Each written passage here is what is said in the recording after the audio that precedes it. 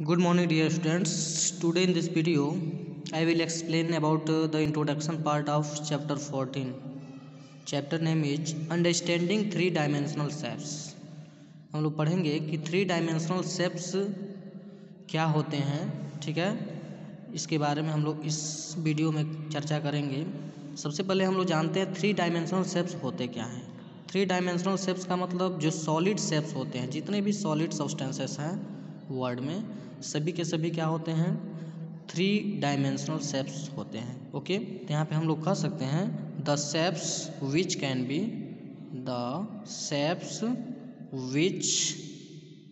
B measured the shapes which can be measured in three directions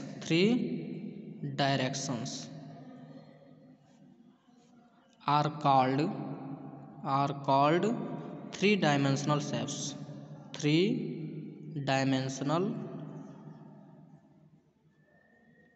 shapes। देखिए, ऐसे shapes जिनको हम लोग थ्री डायमेंशंस में मेजर कर सकें, जैसे कि लेंथ भी हो उसमें, जैसे मान लीजिए लेंथ हो गया, उसके बाद से इसमें ब्रीथ भी हो, और उसके बाद से उसमें क्या हो, हाइट भी हो। लेंथ, ब्रीथ और हाइट, इस तरह से मतलब लेंथ, ब्रीथ और हाइट तीनों हो। तो इस तरह के जो शेप्स होते हैं इनको हम क्या कहते हैं, थ्री डायमेंशनल शेप्स कहते हैं। इसके कुछ एग्जाम्पल्स हैं। ओके, इनको हम सॉलिड शेप्स भी कह सकते हैं। थ्री डायमेंशनल शेप्स को एक और नाम दिया जाता है सॉलिड शेप्स। या तो थ्री डायमेंशनल शेप्स कहिए या फिर सॉलिड शेप्स कहिए, सॉलिड शेप्स। ये कुछ इसके एग्जाम्पल्स हैं। एग्जाम्पल्स हम लोग देखते हैं एग्जाम्पल क्या क्या हैं। एग्जाम्पल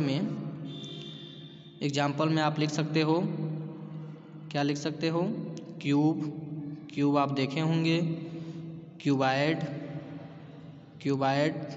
इसके बाद से है cylinder, sphere, cone, prism and pyramid. ये सभी के सभी किसके एग्जाम्पल्स हैं, ये सॉलिड शेप्स के एग्जाम्पल हैं या फिर थ्री डायमेंशनल शेप्स के एग्जाम्पल्स हैं। ओके, अब एक एक के बारे में हम लोग चर्चा करेंगे। फर्स्ट हम लोग पढ़ते हैं क्यूबाइड के बारे में। क्यूबाइड क्या होता है, देखिए क्यूबाइड को हिंदी में हम क्या बोलते हैं, घनाभ बोलते हैं, घनाभ। ओके, तो देखिए क्यूबाइड क्या होता है। क्यूबाइड जैसे आप लोग माचिस देखे होंगे, ठीक है। तो माचिस संभवतः इस तरह के शेप का होता है।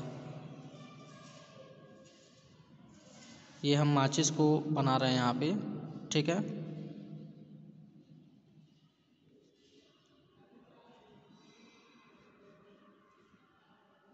माचिस एक क्यूबाइड का शेप होता है, या फिर ईंट ले सकते हो आप लोग, ईंट। ये जो शेप होता है ये क्या होता है, क्यूबाइड होता है, ठीक है। इसमें क्या होता है, लेंथ होता है। ये किसको हम क्या मान लें, ये लेंथ मान लें, ठीक है। और इसको हम क्या मान लें, ब्रीथ मान लें। ब्रीथ का मतलब उसकी चौड़ाई, ठीक है। और इसको हम लोग क्या मान लें, हाइट मान लें, ये यहाँ से लेके यहाँ तक। तो कोई भी सॉलिड शेप जो होता है उसमें लेंथ होता है, ब्रीथ होता है और हाइट होता है। तीन चीज़ें, मतलब तीन तरह के मतलब साइड्स उसमें दिए गए होते हैं। तो इसमें ये जो होता है ऊपर, जैसे ये इसका फेस होता है, फेस। तो इस तरह से माचिस को आप लोग देख सकते हो, माचिस में कितने टोटल फेस होते हैं। तो फेस एक ये होगा, फिर इसके नीचे एक होगा, दो हो जाएगा, फिर इस साइड में एक होगा और इस साइड में एक होगा, दो और दो चार हो जाएगा। फिर से यहाँ पे फ्रंट में एक होगा, ये फ्रंट में, और फिर से इसके बैक में एक होगा। तो 4 + 2 क्या हो जाएंगे, 6 हो जाएंगे। यानी कि टोटल कितने फेस हो गए, 6 फेस हो गए। इसमें टोटल फेस कितने हो जाएंगे, फेस 6 हो जाएंगे। ओके, फ्लैट फेस बोल सकते हैं, फ्लैट फेस कितने हो जाएंगे, 6। इसके बाद से इसमें एज की बात करें, एजेज, तो एजेज कितने हो जाएंगे। एजेज का मतलब इसमें किनारा कितना होता है, ठीक है ना। किनारा का मतलब ये लाइन कितने होते हैं, ये हम लोग को काउंट करके बताना है। तो देखिए इसमें एजेज कितने होते हैं, 12 होते हैं। एजेज कितना होता है, 12। काउंट करके देख सकते हो, ये 1 हो गया, ये 2 हो गया, ये 3 हो गया, ये 4 हो गया, ठीक। तो इस तरह से जब काउंट करेंगे तो हम लोग को कितने एजेज मिलेंगे, 12 एजेज मिलेंगे। इसके बाद से इसमें वर्टिसेस कितने होते हैं, वर्टिसेस का मतलब इसमें कॉर्नर, नंबर ऑफ कॉर्नर इसमें कितने होते हैं, कॉर्नर 8 होते हैं, ये याद रखिएगा, ठीक है। तो इस तरह का शेप हमारा क्या कहलाएगा, ये 3 डायमेंशनल शेप कहलाएगा। इसके बाद से दूसरे पे सेकेंड नंबर पे आते हैं हम लोग क्यूब पर। क्यूब देखिए इसमें लेंथ अलग होता है, ब्रेथ भी अलग होता है और हाइट भी अलग होता है, ठीक है ना। कोई ज़रूरी नहीं है कि ये तीनों यहाँ पे लेंथ मान लीजिए अलग है, मतलब तीनों सेम नहीं होंगे, लेंथ ब्रीथ और हाइट सेम भी हो जाए लेकिन मतलब ये लेंथ सेम नहीं होगा। अब क्यूब में हम लोग आते हैं, क्यूब में क्या होता है, क्यूब में लेंथ ब्रीथ और हाइट सब सेम होते हैं। क्यूब में लेंथ ब्रीथ और हाइट सब क्या होते हैं, सेम होते हैं। ये क्या होगा, ये क्यूब है। क्यूबिक आइस आप लोग देखे होंगे या फिर डाइस देखे होंगे, ठीक है ना। लूडो बच्चे खेलते हैं तो उसमें डाइस होता है, तो किस शेप का होता है, क्यूब के शेप का होता है। तो इसमें भी फेसेस कितने हो जाएंगे, फेसेस टोटल कितने हो जाएंगे 6, एजेज कितने हो जाएंगे, किनारा कितना हो जाएगा, ये भी 12, और इसमें भी वर्टिसेस कितने हो जाएंगे, वर्टिसेस भी 8 होंगे, ठीक है। तो इस तरह से क्यूब में फेसेस 6, एजेज 12 और वर्टिसेस क्या होंगे, 8 होंगे। बस दोनों में डिफरेंस क्या है, इसके सभी साइड्स क्या होते हैं, इक्वल होते हैं, ठीक है। सभी साइड्स इक्वल होते हैं और इसमें सभी साइड्स इक्वल नहीं होते हैं, यह डिफरेंस है दोनों में। अब आते हैं हम लोग सिलेंडर के बारे में चर्चा करते हैं। सिलेंडर क्या होता है, सिलेंडर। तो सिलेंडर देखिए, सिलेंडर इस तरह से होता है, जैसे घरों में हमारे गैस सिलेंडर होता है, ठीक है। इस तरह से ये सिलेंडर होगा।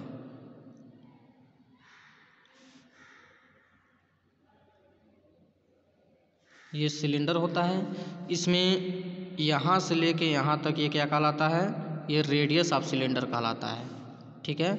और ये टोटल यहाँ से लेके और यहाँ तक ये पूरा हाइट कहलाता है, हाइट ऑफ सिलेंडर, ठीक है। और ये क्या होता है हमारा, ये फ्लैट फेस होता है, और ये नीचे भी एक क्या होता है, फ्लैट फेस होता है, और ये क्या होता है, कर्व फेस होता है, कर्व सरफेस बोल सकते हो, कर्व सरफेस या कर्व फेस, ठीक है। तो इसमें टोटल जो फेसेस हैं, टोटल फेसेस कितने हो जाएंगे, टोटल फेसेस एक नीचे एक ऊपर और एक कर्व सरफेस, यानी कि टोटल फेसेस 3 हो जाएंगे। अब कर्व सरफेस कितना है, 1 है, और फ्लैट फेस कितने हैं, 2 हैं, ठीक है। अब देखिए इसके बाद से नेक्स्ट हम लोग पढ़ते हैं स्फेयर के बारे में। स्फेयर क्या होता है, तो देखिए स्फेयर ये सर्कुलर शेप का होता है, जैसे बॉल देखे होगे, ऑरेंज देखे होगे, पूरा का पूरा अंदर फुलफिल होता है, ठीक है। ये क्या कहलाता है, ये स्फेयर कहलाता है, ठीक है ना। ये स्फेयर होता है। Sphere is a solid without edges and vertices, इसमें कोई एज नहीं होता है, कोई वर्टिसेस नहीं होते हैं, ठीक है। स्फेयर हैज 1 कर्व सरफेस, केवल और केवल एक ही कर्व सरफेस होता है। कर्व सरफेस कितना होता है इसमें, केवल और केवल एक ही होता है, सिंगल कर्व सरफेस होता है, ओके। अब देखिए यहाँ पे डायमीटर, अगर मान लीजिए यहाँ से बीच में इसका सेंटर होता है, सेंटर से अगर इसको हम मिला दें तो ये क्या कहलाता है, इसका रेडियस कहलाता है।